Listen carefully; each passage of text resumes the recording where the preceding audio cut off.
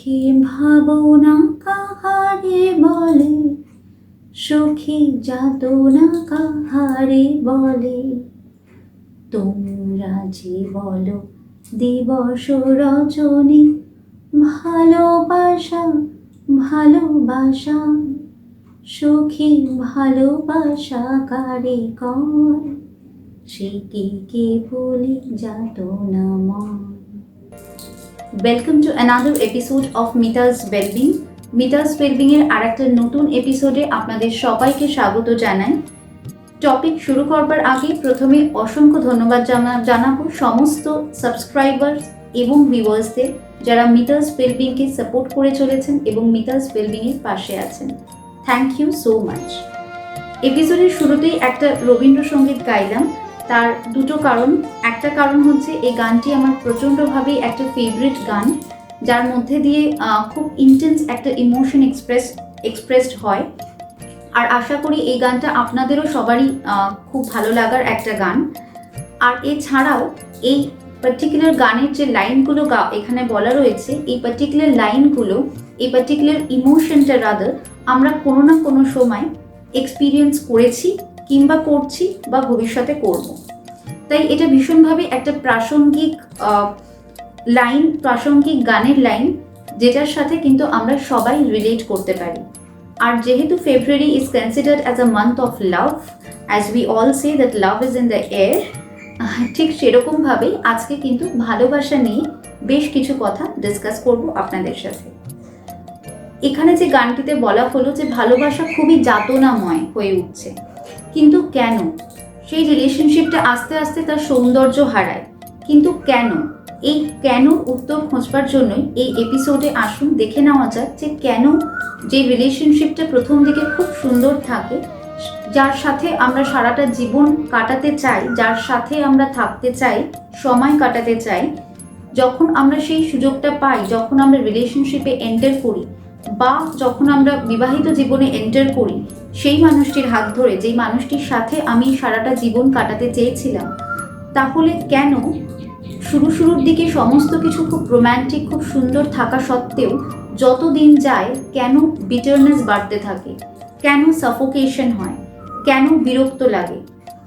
আগে যার সাথে মনে হতো যে ঘন্টার পর ঘন্টা তার চোখের দিকে তাকিয়ে বা তার সাথে গল্প করে কাটিয়ে দিতে পারবো, একই রুমে কিছুক্ষণ থাকতে গেলেও এখন বেশ বিরক্তিকর লাগে।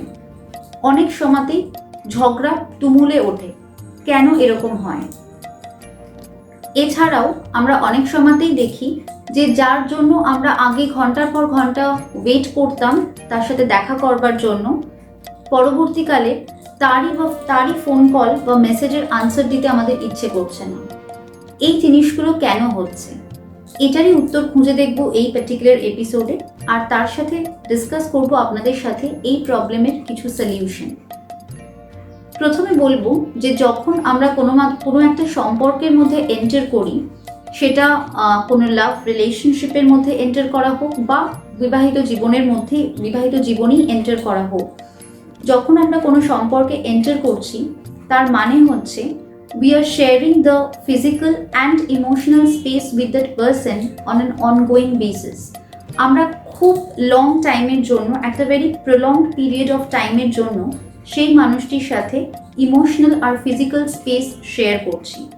যত বেশি আমরা ফিজিক্যাল আর ইমোশনাল স্পেস শেয়ার করছি, তত বেশি তাকে ক্লোজলি, সেই মানুষটিকে ক্লোজলি অবজার্ভ করার চান্স হচ্ছে আমাদের। আর যত ক্লোজ প্রক্সিমিটি থেকে আমরা সেই মানুষটিকে অবজার্ভ করছি, তত তার ফ্লস, তার নেগেটিভ সাইডস আমাদের চোখের সামনে খুব স্পষ্ট হয়ে যাচ্ছে। যেহেতু আগে একটা অন্যরকম ধারণা ছিল সেই মানুষটির প্রতি শুরুর দিকে, বা যেহেতু love was quite young and romantic ফেজে ছিল সেই সম্পর্কটা, অনেক সময় হয়তো অনেক ভুল ত্রুটি আমরা দেখেও ইগনোর করে দিয়েছি। কিন্তু পরবর্তীকালে যখন দীর্ঘ পথ চলা শুরু হচ্ছে একসাথে, তখন কিন্তু কনস্ট্যান্টলি যখন এই ফ্লসগুলো বা নেগেটিভ সাইডসগুলো আমরা উইটনেস করছি, প্রত্যক্ষ করছি, তখন সেগুলোর সাথে মানিয়ে নিতে বেশ কিছু অসুবিধা হচ্ছে আমাদের। অ্যাজ আ রেজাল্ট কি হচ্ছে? আমরা ডিসরেসপেক্ট ডেভেলপ করছি সেই পার্সনটার প্রতি, ডিসলাইকিং ডেভেলপ করছি, ডিসকানেক্ট করে দিচ্ছি নিজেকে সেই মানুষটির থেকে, এবং অনেক সময় টু দ্য এক্সট্রিম পয়েন্টে গিয়ে আমরা অনেক সময় তাকে ডিসওন করছি, ডাইভোর্স হয়ে যাচ্ছে, রিলেশনশিপে ব্রেকআপ হয়ে যাচ্ছে।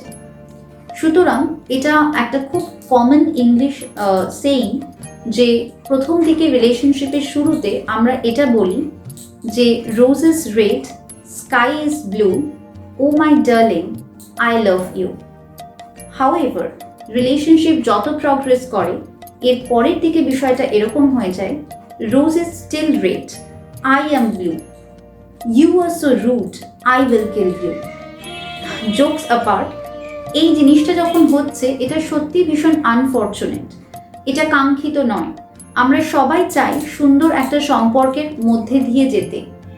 তো এই যে রিলেশনশিপটা আস্তে আস্তে স্পার্ক হারিয়ে ফেলছে এবং আস্তে আস্তে একটা তিক্ততা ডেভেলপ করছে, একটা দূরত্ব ডেভেলপ করছে, এটার সলিউশন কি হতে পারে? এটার ফার্স্ট সলিউশন হচ্ছে একসাথে কোয়ালিটি টাইম স্পেন্ড করা। একসাথে পথ চলতে চলতে আমরা একে অপরকে টেকেন ফর গ্রান্টেড করে নিই। নিশ্চয়ই একটা নির্ভরতার জায়গা থেকেই এই টেকেন ফর গ্রান্টেড এই টেন্ডেন্সিটা ডেভেলপ করে। নির্ভরতা নিশ্চয়ই সম্পর্কে থাকবে এবং সেটা কাঙ্ক্ষিত, কিন্তু নির্ভরতা এবং টেকেন ফর গ্রান্টেড করে নেওয়া টু অ্যান এক্সটেন্ট যে আমরা সেভাবে কেয়ারই করছি না যে সেই মানুষটির কেমন লাগছে, সে কি ফিল করছে, সেই জিনিসটা তার লাইকিংয়ের মধ্যে পড়ছে কি, সে সেটা ডিসলাইক করছে, সে কষ্ট পাচ্ছে না পাচ্ছে না, এই জিনিসগুলো আমরা কেয়ার করতেই পারছি না। তো এই ব্যাপারটা যেন না হয়, টেকেন ফর গ্রান্টেড বিষয়টা যেন না হয়। প্রত্যেক দিনের ছোট ছোট মুহূর্তগুলোকে সেলিব্রেট করার চেষ্টা করুন। এইটা কিন্তু ভীষণভাবে ইম্পর্টেন্ট। আমি জানি যে এই কথাগুলো আপনারাও অনেকে জানেন বা বোঝেন, কিন্তু ইমপ্লিমেন্ট করা লাইফে এটা ভীষণভাবে ইম্পর্টেন্ট। তাই আরেকবার মনে করিয়ে দেওয়া যে একসাথে দৈনন্দিন জীবনের বেশ কিছু কাজ একসাথে শেয়ার করে নিন, কোয়ালিটি টাইম স্পেন্ড করবার চেষ্টা করুন, কারণ কোয়ালিটি টাইম স্পেন্ড করা ছাড়া ওটার কোনো অল্টারনেটিভ হয় না। যতই ব্যস্ততা থাকুক শিডিউলের মধ্যে, যতই লাইফে বিজিনেস থাকুক, লাইফে প্রায়োরিটি লিস্টে কিন্তু সবসময়তেই একে অপরের সাথে কিছুটা সময় অন্তত স্পেন্ড করা উচিত। এবং সেই টাইমটার মধ্যে কিন্তু সাংসারিক ডিসকাশনস না করে যে কোনো খুব সিরিয়াস রিয়েলিস্টিক বেসড ডিসকাশন না করে একটু ডিসকাস করার চেষ্টা করুন আপনাদের হ্যাপি মোমেন্টসের কথা। অবশ্যই লাইফের যে সিরিয়াস প্রবলেমস কিছু যদি থেকে থাকে বা সংসারে কিছু হয়ে থাকলে সেটা ডিসকাশন ডেফিনেটলি আসবে, সেটাও করুন, কিন্তু অ্যাট দ্য সেম টাইম শুধুমাত্র সেই ডিসকাশনগুলোর ওপরে ফোকাস করবেন না, তাতে কিন্তু মাইন্ড রিফ্রেশড হবে না। এছাড়াও বলবো একসাথে ঘুরতে যাওয়া বা একসাথে বেড়াতে যাওয়া বা একসাথে এমন কোনো কাজ করা যেটা আপনারা দুজনেই পছন্দ করেন, এগুলো কিন্তু সবসময় যে হারিয়ে যাওয়া স্পার্কটা রিলেশনশিপে সেটা ফিরিয়ে আনতে অবশ্যই হেল্প করে। আর একটা জিনিস হচ্ছে যে একে অপরের সাথে নিজেদের লাইফের বিষয় শেয়ার করুন। আপনি অফিসে কি করলেন আজকে, বা অফিসে কি কি ঘটনা ঘটলো সেরকম কিছু, বা ধরুন সারাদিন বাড়িতে আপনি ছিলেন তখন কি কি হলো। সুতরাং একে অপরের সাথে লাইফের বিষয়ে ডিসকাস করলে কি হয়, আপনারা দুজনেই একসাথে কানেক্টেড থাকবেন। এরকম যেন না হয় যে দুজনের লাইফটা একদম আলাদা হয়ে গেছে, কেউ জানেই না, একে অপরে জানেই না যে অপর মানুষটির লাইফে কি আজকে ঘটেছে বা কি ধরনের প্রবলেমের মধ্যে দিয়ে বা কী রকমের ইমোশনের মধ্যে দিয়ে সে আজকে সারাদিনটা গেছে, তার সারাদিনটা ভালো কাটলো না খারাপ কাটলো। মনের কথা খুলে বলার যত চান্স কমে যাবে ততই কিন্তু দূরত্ব সম্পর্কে বাড়তে থাকবে। তাই মনের কথা খুলে বলা, একসাথে সময় কাটানো, এটা ভীষণভাবে জরুরি। দ্বিতীয়ত হচ্ছে অ্যাকসেপ্টেন্স অফ ইয়োর পার্টনার। আপনার পার্টনার যেরকম, including the positive and the negative sides, সেরকমভাবে অ্যাকসেপ্ট করার চেষ্টা করুন। এখানে প্রশ্ন উঠতে পারে যে এমন কিছু জিনিস আছে যেগুলো সেগুলো হয়তো অ্যাকসেপ্ট করা যায় না, সেগুলো হয়তো সত্যিই চেঞ্জ করা দরকার। সেক্ষেত্রে সেই মানুষটিকে হার্ট না করে বা ক্রিটিসাইজ না করে সেই মানুষটির বন্ধুর মতো তাকে বোঝানোর চেষ্টা করুন এবং একসাথে ডিসকাস করার চেষ্টা করুন যে কি করলে এই পার্টিকুলার সমস্যার সমাধান হতে পারে বা সেই জিনিসগুলো থেকে সেই মানুষটি বেরিয়ে আসতে পারে। সেই মানুষটিও যেন বুঝতে পারে যে আপনি শুধুমাত্রই তাকে ক্রিটিসাইজ করছেন না, বাট আপনি তার পাশে থাকতে চাইছেন এবং এই ট্রান্সফরমেশনে, তার এই প্রবলেমগুলো থেকে তাকে বেরিয়ে আসতে আপনি সাহায্য করছেন বা সাহায্য করবেন। যখনই আপনার সেই এমপ্যাথেটিক অ্যাটিটিউডটি সেই মানুষটি দেখবে, আশা করি সেই মানুষটিও চেষ্টা করবে সেই জিনিসগুলো থেকে বেরিয়ে আসবার। হাউএভার, এখানে আরেকটা কথাও এখানে ইম্পর্টেন্ট বলবার, যে কিছু এক্সট্রিম কেসেস থাকতে পারে, যেটা for example physical and sexual abuse বা অন্য কোনো ধরনের প্রবলেম, যেখানে টলারেট করাই যাচ্ছে না বা টলারেট করা উচিতও নয়। আমি কিন্তু সে ধরনের কোনো এক্সট্রিম কেসেসের কথা বলছি না। সেরকম এক্সট্রিম কেসে ডেফিনেটলি সম্পর্ক থেকে বেরিয়ে আসাটাই এক্সপেক্টেড, বা সম্পর্ক থেকে বেরিয়ে আসাটাই উচিত, বা সেটাই অ্যাডভাইসেবল।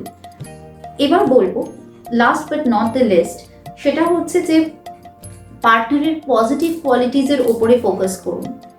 শুধুমাত্র নেগেটিভ জিনিসগুলোর ওপরে যখন আমরা ফোকাস করছি, এরকম তো না যে সেই মানুষটার মধ্যে কোনো পজিটিভ কোয়ালিটিস নেই, সেটা তো হতে পারে না।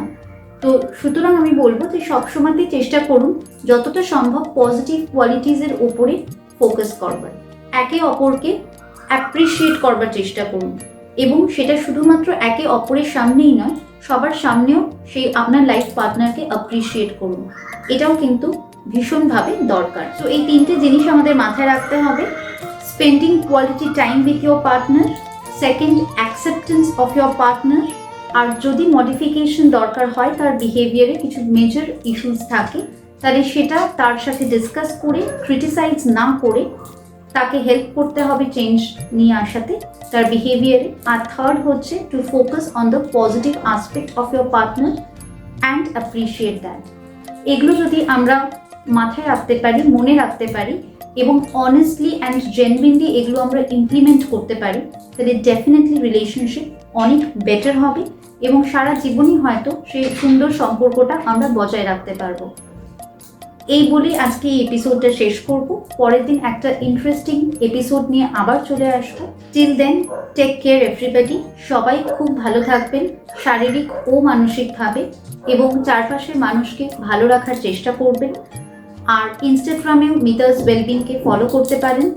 আর যদি কোনো প্রবলেম এক্সপিরিয়েন্স করে থাকেন, তাহলে যে মেল আইডিটা দেওয়া রয়েছে ডেসক্রিপশন বক্সে, অবশ্যই লিখে জানান কি প্রবলেম আপনারা এক্সপিরিয়েন্স করছেন। আমি অবশ্যই সেই প্রবলেমটাকে নিয়ে ডিসকাস করব। নমস্কার।